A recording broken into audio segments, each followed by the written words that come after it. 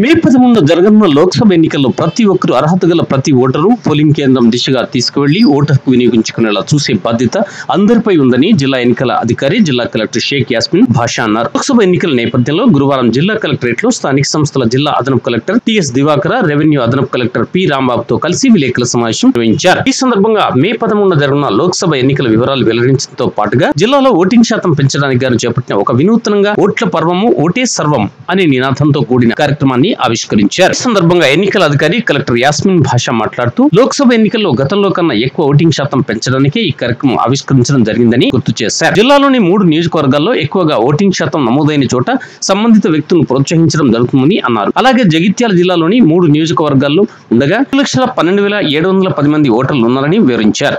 Nizamabad parliament నియోజకవర్గంలోని Jagtial, Koratla assembly segment 1,81,924 మంది ఓటర్లు ఉండగా పెద్దపల్లి పార్లమెంట్ నియోజకవర్గం పరిధిలోని ధర్మపురి అసెంబ్లీ సెగ్మెంట్ లో 3,70,460 మంది ఓటర్లు ఉన్నట్లు వివరించారు. జిల్లాలోని 782 పోలింగ్ కేంద్రాల్లో ఓటర్లకు ఇబ్బంది లేకుండా అన్ని సౌకర్యాలు కల్పిస్తున్నట్లు, సుమారు 990 సీసీ కెమెరాలు ఏర్పాటు చేస్తున్నట్లు ఆమె వివరించారు.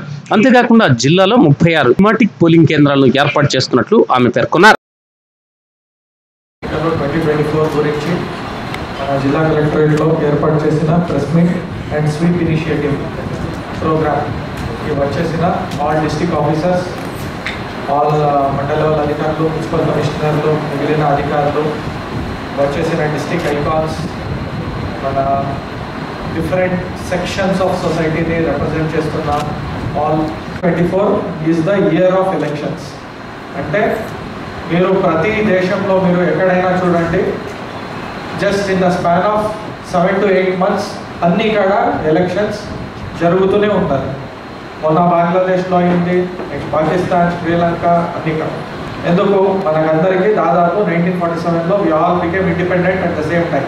సో అందరి ఎలక్షన్ సైకిల్ ఆల్మోస్ట్ సేమే ఉన్నాయి. లాస్ట్ టైం బంగ్లాదేశ్లో the entire voting percentage was about 35%. Entire బంగ్లాదేశ్లో voting percentage was 35% only. Program అనేది మనము తీసుకుని వచ్చాం. సో మేడం మొన్న జస్ట్ ఇంతకుముందే మేము డిస్కస్ చేస్తున్నప్పుడు మనం గవర్నమెంట్ సెక్టర్లో పని చేస్తున్నప్పటికీ ఒక ప్రోగ్రామ్ని డిజైన్ చేసి దాన్ని ఇంప్లిమెంట్ చేయడం ఎంత కష్టం. గవర్నమెంట్లో ఏ ప్రోగ్రామ్ అయినా మీరు సక్సెస్ఫుల్గా ఇంప్లిమెంట్ చేయాలంటే అది లీగలీ కరెక్ట్ ఉండాలి, సోషియల్లీ యాక్సెప్టబుల్ ఉండాలి, ఫినాన్షియల్లీ వయబుల్ ఉండాలి, కల్చరల్లీ అడాప్టబుల్ ఉండాలి. కూడా పూర్తిగా ఎలక్షన్లో పార్టిసిపేట్ చేయకూడదని చాలా ప్రతిదీ అడుగుతాము.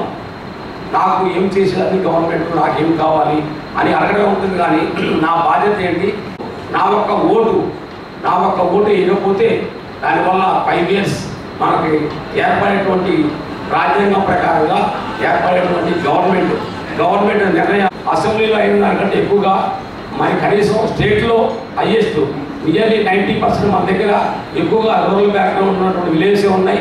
అందరూ మంచిగా పార్టిసిపేట్ చేస్తారు. అయినప్పటికీ కూడా మున్సిపాలిటీస్లో మాత్రం కొంచెం స్లో ఉండే అవకాశం ఉంది. మున్సిపాలిటీస్లో కూడా అందరూ స్వీప్ యాక్టివిటీస్లో మన బిఎల్ఓస్ మంచిగా ఉన్నారు. మరి మున్సిపాలిటీ ఏరియాస్లో వార్డులో ఉన్నట్టు వార్డు వైజ్గా బిఎల్ఓస్ అందరినీ కూడా మరి మార్నింగ్ అవర్స్లోనే టెంపరేచర్ ఉన్నప్పుడు కూడా బిఫోర్ 11 o'clockకే 50% ప్లస్ అయినట్టయితే మళ్ళీ 3 o'clock నుంచి టెంపరేచర్ తగ్గుతుంది. కాబట్టి ఈవినింగ్ 6 o'clockకి ఎడిషనల్గా 1 hour కూడా ఇచ్చారు. కాబట్టి దాన్ని సద్వినియోగం చేసుకొని మన స్టేట్లోనే కాకుండా ఇండియాలోనే మన జగిత్యాల జిల్లా టాప్ ప్లేస్లో రావడానికి మీ అందరి సహకారము, మీ యొక్క కృషి కావాలని, అదేవిధంగా మన భారతదేశంలో ఈ మహాయజ్ఞంలో భాగంగా జగిత్యాల జిల్లాలో హైయెస్ట్ పర్సంటేజ్ ఓటింగ్ అయిందనేది గుర్తింపు చేయడానికి మీరందరూ మనందరం కృషి చేసి గుర్తింపు కోసం ప్రయత్నం చేస్తారని తెలుపుకుంటూ సెలవు తీసుకుంటున్నాను. Thank you. అదేవిధంగా అందరూ యంగ్ ఓటర్స్ కూడా పంపించడం జరిగింది. అండ్ ఆల్ ద ఆఫీసర్స్, ముఖ్యంగా the fourth pillar of democracy press and media మిత్రులందరికీ కూడా నమస్కారాలు.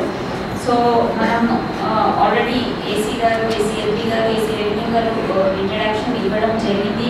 లక్ష్మీనారాయణ కూడా ఆబ్జెక్టివ్ ఏంటి అనేది ముఖ్యంగా మొత్తం ఈ 16th మార్చ్ నాడు మనకి ఎలక్షన్ కమిషన్ వారు షెడ్యూల్ విడుదల చేయడం జరిగింది. ఆ షెడ్యూల్ మేరకు మనం ఆ రోజు నుంచి మోడల్ కోడ్ ఆఫ్ కండక్ట్ అమల్లోకి రావడం జరిగింది. And that would be applicable up to 5th of June. అంటే కౌంటింగ్ అయిన తర్వాత 2 రోజుల తర్వాత వరకు మోడల్ కోడ్ ఆఫ్ కండక్ట్ అమల్లో జరుగుతుంది.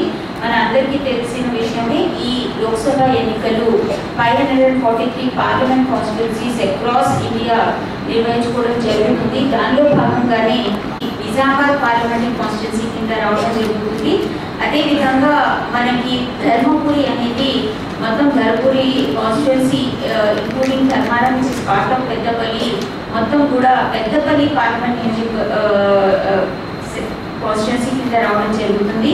అండ్ పార్ట్ సెగ్మెంట్స్ ఏదైతే ఉన్నాయో మనకి చొప్పదండి, అదేవిధంగా వేములవాడ అనేది కరీంనగర్ పార్లమెంట్ కాన్స్టిట్యున్సీ కింద రావడం జరిగింది. సో ఈ సందర్భంలో as district election officer and మా సిబ్బంది ఎవరైతే నోడల్ ఆఫీసర్ ఉన్నారో ఈ 3 ఏవైతే ఆర్ఓస్ ఉన్నారో వాళ్ళతో, అదేవిధంగా AROs for our link and then ఆర్ఓస్తో కోఆర్డినేషన్ చేసుకొని ఈ ఎలక్షన్ అనేది నిర్వహించుకోవాల్సిన అవసరం ఉంది. సో డే 1 నుంచి కూడా మేము ఆ కోఆర్డినేషన్ అనేది మెయింటైన్ చేయడం జరిగింది. సో ముఖ్యంగా మనం చూసుకుంటే 13th May 2024 is the most important date. ఏదైతే ఇన్ని రోజుల నుంచి మనం ఏదైతే ప్రయత్నం చేశామో దాని ఫలితం అంటే ఆ స్వీప్ యాక్టివిటీస్ కానివ్వండి, మోటివేషన్ కానివ్వండి, ఊర్లలో మనం ఏదైతే అనౌన్స్మెంట్స్ చేయడం జరిగింది, అదేవిధంగా ప్రతి వారిని ఇన్వాల్వ్ చేసి ముందుకు వెళ్ళడం జరిగింది.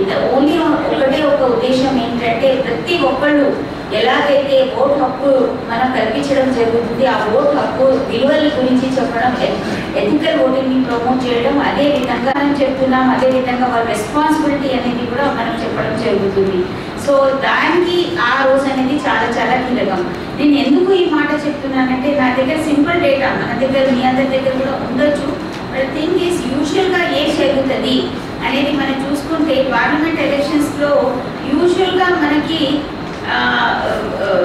డిప్ కావడం జరుగుతుంది percentage and compare to the assembly election. మనం ఇప్పుడు చూసుకుంటే టీఎస్ఎల్ఏ 2018తో మనం కంపేర్ చేసుకుంటే మన 2023లో చాలా వరకు పర్సెంటేజ్ మనం మెయింటైన్ చేయగలిగాం, ఆల్మోస్ట్ మెయింటైన్ చేయగలిగాం. అండ్ అదేవిధంగా మళ్ళీ లోక్సభకి ఎలక్షన్ 2019కి మనం చూసుకుంటే అక్కడ ఆల్మోస్ట్ 10% డిప్ ఆర్ 8% డిప్ మనం చూడడం జరిగింది. సో ఎక్కడో ఒక చోట లోక్సభ ఎలక్షన్స్, పార్లమెంట్ ఎలక్షన్ వచ్చేటప్పటికి కొంత తక్కువ పర్సెంటేజ్ నమోదు కావడం మనము గమనించుకోవడం జరిగింది. అయితే ఎలాగో మనం స్వీప్ యాక్టివిటీస్ చాలా ఎక్స్టెన్సివ్గా చేస్తున్నామనే ఉద్దేశంతోనే మేము ముందు నుంచి డే 1 నుంచి కార్యక్రమాలన్నీ కూడా ఈసీఐ వారు ఇచ్చిన ఆదేశాల మేరకు నిర్వహించుకోవడం జరుగుతుంది. సో ముందుగా the intention of this entire exercise that we are doing as a part of election, press and media మిత్రులు ఉన్నారు కాబట్టి వాళ్ళకి కొన్ని ఫ్యాక్ట్స్ అండ్ ఫిగర్స్ కూడా ఇవ్వాల్సిన అవసరం వస్తుంది. సో అందరు పార్టిసిపెంట్ బేర్ చేయాలి నాకు. సో తప్పనిసరిగా అవర్ ఆబ్జెక్టివ్ ఈస్ ఒక free, fair, participating, accessible, inclusive, transparent and peaceful manner. This is our objective in conducting an election. ప్రతి వర్డ్కి దీంట్లో చాలా చాలా అర్థం ఉంది, దాని వెనకాల చాలా కృషి ఉంది అనేది మీ అందరికీ వివరించడం జరుగుతుంది. ఫ్రీ అండ్ ఫేర్, ఎక్కడ మనం ఏ యాక్టివిటీ చేసినా ఫ్రీ అండ్ ఫేర్గా and level playing is the most important. Level ప్లేయింగ్లో భాగంగానే ఎంసీసీ కోడ్ అమలు రావడం, సువిధ అనేది ఎవరు ముందు అప్లై చేస్తే వాళ్ళకి పర్మిషన్ రావడం, అలాంటివి మనం చేసాం. Participative, see it is the participation of all, it is something not like ఇది ఏదో ఆఫీసర్స్ కండక్ట్ చేస్తున్నారు అనేది కాదు, ప్రతి ఒక్కళ్ళు పార్టిసిపేషన్ దీనిలో important. As I was telling, ఇక్కడ ఓటర్ పార్టిసిపేషన్ అంతే ఇంపార్టెంట్, పొలిటికల్ పార్టిసిపేషన్ కూడా అంతే ఇంపార్టెంట్. దాంతోపాటు ప్రతి ఒక్కరు పార్టిసిపేషన్ ఫ్రమ్ ఎవ్రీ మేల్ కానివ్వండి, ఫీమేల్ కానివ్వండి, ట్రాన్స్జెండర్స్ కానివ్వండి, యంగ్ ఓటర్స్ని కూడా మన స్వీప్ కింద ప్రమోట్ చేయడం జరిగింది. అంటే they are not voters but we have ఏమంటారు తప్పనిసరిగా ఆలోచన విధానం వాళ్ళు కల్పించాలనే ఉద్దేశంతోనే సంకల్ప పత్రాలు కూడా మనం ప్రతి ఇంటింటికి పిల్లల ద్వారా అందించడం జరిగింది. ఉద్దేశం ఏంటంటే వాళ్ళ పేరెంట్స్ని రిక్వెస్ట్ చేయడం, తప్పనిసరిగా ఓట్ వేయాలి. దానిలో మనం రిక్వెస్ట్ చేసాం, మేము తప్పనిసరిగా ఓట్ వేస్తామని వాళ్ళ పిల్లలతో. ఎందుకంటే ఆ పిల్లల భవిష్యత్తు కోసం కూడా మనం ఆలోచించాలి ఒక ఓట్ వేసేటప్పుడు. సో ఆ విధంగా సంకల్ప పత్రాస్ యాక్సెసిబుల్ మీ అందరికీ తెలుసు. ప్రతి పోలింగ్ స్టేషన్ని యాక్సెసిబుల్గా మారడం జరిగింది. ప్రతి పోలింగ్ స్టేషన్ విదిన్ 2 కిలోమీటర్స్ రేడియస్లో ఉండాలని ఈసీఐ గారి ఆదేశాల మేరకు లొకేషన్ చేంజెస్ కూడా మనం చేయడం జరిగింది అక్కడక్కడ. అదేవిధంగా మోస్ట్ ఇంపార్టెంట్ పీడబ్ల్యూడీ ఓటర్స్ ఎవరైతే ఉన్నారో వాళ్ళకి కూడా ముందు ఎలా ఉండేదంటే వాళ్ళు ఎప్పుడో వస్తే వచ్చారు లేకపోతే లేదు అని ఉద్దేశంతో, కానీ ఇప్పుడు యాక్సెసిబిలిటీ అనేది మోస్ట్ ఇంపార్టెంట్ అని గమనించి ప్రతి పోలింగ్ స్టేషన్లో ర్యామ్ సదుపాయం, యాక్సెసిబిలిటీ పెంచడం, మన సక్షం యాప్ ద్వారా వాళ్ళు కాల్ చేసి ఒక పోలింగ్ స్టేషన్ని ఫోన్ చేస్తే ఆ ఆటోనే వాళ్ళని పికప్ చేసి డ్రాప్ చేసే విధానం. అదేవిధంగా these are considered as young voters. ఈ యంగ్ ఓటర్స్ కేటగిరీలో కూడా ప్రతి ఒక్కరిని నమోదు చేయడం అనేది లక్ష్యంతోనే లాస్ట్ టైం స్వీప్ యాక్టివిటీస్ అంటే అసెంబ్లీ నుంచే మనం ముమ్మరంగా ప్రతి ఇన్స్టిట్యూషన్ విజిట్ చేసి వాళ్ళ ప్లస్ ఈసీఐ గైడ్లైన్స్ మేరకు 17+ క్వాలిఫైయింగ్ డేస్, ఈ 4 క్వాలిఫైయింగ్ డేస్ ఇంక్లూడ్ చేసుకుని ఈ రోజు మనం 18-19 age group which is very young age group. And ఇది కూడా మన ఎలక్ట్రల్ రోల్లో చాలా మెరుగ్గా 3.07% ఉంది. 18-19 ఏజ్ గ్రూప్ వాళ్ళు కూడా 21,000 ఆల్మోస్ట్ 22,000 ఎగ్జాక్ట్గా చెప్పాలంటే 21,901 యంగ్ ఓటర్స్ మనకి నమోదై ఉన్నారు. అదేవిధంగా 20-29 ఆల్సో 21.2 కాకతీయ స్టెప్టర్ ఒకటి ఉంది. సో దాన్ని దృష్టిలో పెట్టుకోవచ్చు. అదేవిధంగా మన జిల్లా ప్యాడీ ప్రొడక్షన్లో is one of the highest paddy producing. So paddy కాన్సెప్ట్తో అంటే ధాన్యం కాన్సెప్ట్తో కూడా 3 పోలింగ్ స్టేషన్ ఒక్కొక్క డిజైన్ చేయడం జరిగింది. సో అదేవిధంగా mango as we are all known across the world as the city of mangoes. So ఆ కాన్సెప్ట్తో కూడా మనం ఒక్కొక్క పోలింగ్ స్టేషన్ డిజైన్ చేయడం జరిగింది. అదేవిధంగా ఇంక్లూసివ్నెస్లో భాగంగానే ట్రైబల్ పోలింగ్ స్టేషన్స్, ఎందుకంటే ట్రైబల్ అక్కడక్కడే ఉంటారు, చిన్న హ్యాబిటేషన్స్ ఉంటాయి, కానీ I am proud to say tribal హ్యాబిటేషన్స్లో ఉండే పోలింగ్ స్టేషన్స్ మాత్రం చాలా చక్కగా 100% వచ్చేదాకా కూడా వాళ్ళు ఓటింగ్ చేస్తారు. ఎంత పెద్దవాళ్ళైనా తప్పనిసరిగా ఓటేస్తారు. సో వాళ్ళని ఒక ఇంక్లూసివ్నెస్లో భాగంగా వాళ్ళ ట్రైబల్ థీమ్ని ప్రొజెక్ట్ చేస్తూ కూడా ఒక 3 పోలింగ్ స్టేషన్ ఒక్కొక్క నియోజకవర్గంలో ఒక్కొక్క పోలింగ్ స్టేషన్ డిజైన్ చేయడం జరిగింది. I request the press and media people also to cover this on the day of poll. ఒక రోజు ముందు నుంచి బికాజ్ ఆ ఫోటోగ్రాఫ్స్ కూడా మేము షేర్ చేస్తాం. This is all as a part ఒక ఓటర్కి ఇవన్నీ తెలవాలి అనే ఉద్దేశంతో ఏమేమి ప్రయత్నాలు ఈసీఐ వాళ్ళ ఆదేశం ప్రకారం మనం చేస్తున్నాం అనేది చాలా ఇంపార్టెంట్ కాబట్టి అవి చేయడం జరిగింది. సో తప్పనిసరిగా అండ్ అన్ని పోలింగ్ స్టేషన్లో అన్ని ఏఎంఎఫ్తో పాటు హీట్ వేవ్కి సంబంధించిన జాగ్రత్తలు, ఫ్యాన్లు, ఎక్కడైతే వీలు ఉందో అక్కడ కూలర్లు, కూల్ డ్రింకింగ్ వాటర్, సిబ్బందితో పాటు మన ఓటర్స్ని కూడా జాగ్రత్తగా చూసుకోవాలనే ఉద్దేశంతోనే అన్ని ఏర్పాట్లు చేయడం జరుగుతుంది. ఏమి ఇవ్వాలంటే ఒకవేళ పాత ఎపిక్లు ఉన్నాయి, ఎక్కడో పెట్టేసి ఉంటారు, దొరకవు అనే ఉద్దేశంతో, ఎందుకంటే ఎండాకాలం కాబట్టి వచ్చిన తర్వాత ఓన్లీ ఓటర్ ఇన్ఫర్మేషన్ స్లిప్ తీసుకురాకూడదు. మళ్ళీ చెప్తున్నాం, ఓటర్ ఇన్ఫర్మేషన్ స్లిప్ తీసుకురావచ్చు, కానీ దాంతోపాటు that is not a proof of identity. అది జతపరిచి తీసుకురావచ్చు. దయచేసి జతపరిచి మీరు తీసుకురండి. మీ ఎపిక్లో భాగంగా మీతో షేర్ చేస్తాం. ఇలాంటిది ఏదో ఒక identity proof, photo identity proof అనేది తీసుకొచ్చిన అక్కడ పోలింగ్ సిబ్బంది యాక్సెప్ట్ చేయడం జరుగుతుంది. దానిలో భాగంగానే ఆధార్ కార్డ్, నరేగా కార్డ్, అదేవిధంగా passbook with photograph, bank passbook ఉండొచ్చు, పోస్ట్ ఆఫీస్ ఉండొచ్చు, హెల్త్ ఇన్సూరెన్స్ స్మార్ట్ కార్డ్ ఉండొచ్చు, driving licence, PAN card, smart card issued by the RGI under NPR అది చూసుకోవచ్చు. ఇండియన్ పాస్పోర్ట్ కూడా, pension document with photograph, service identity card, ఎవరైనా ఉద్యోగులు, central bank వాళ్ళ ఉద్యోగులు official identity card, also for MLAs, MPs, MLCs ఎవరైతే ఉన్నారో వాళ్ళు యూజ్ చేసుకోవడానికి issued to the MPs, MLAs, MLCs వాళ్ళు ఆ అఫీషియల్ ఐడి కార్డు కూడా మనం చూపించవచ్చు.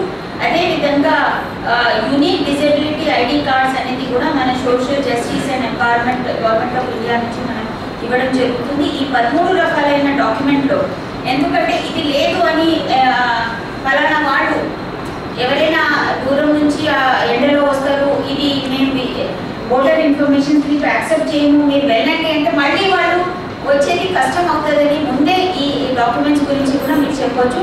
ఒకవేళ అందరినీ పక్షాన ఎపిక్ లేని పాతది దొరకలేదు అని వాళ్ళు దయచేసి BISతో పాటు తప్పనిసరిగా ఈ 13 డాక్యుమెంట్లో ఏదో ఒక డాక్యుమెంట్ పోలీస్ స్టేషన్కి తీసుకురావాలి.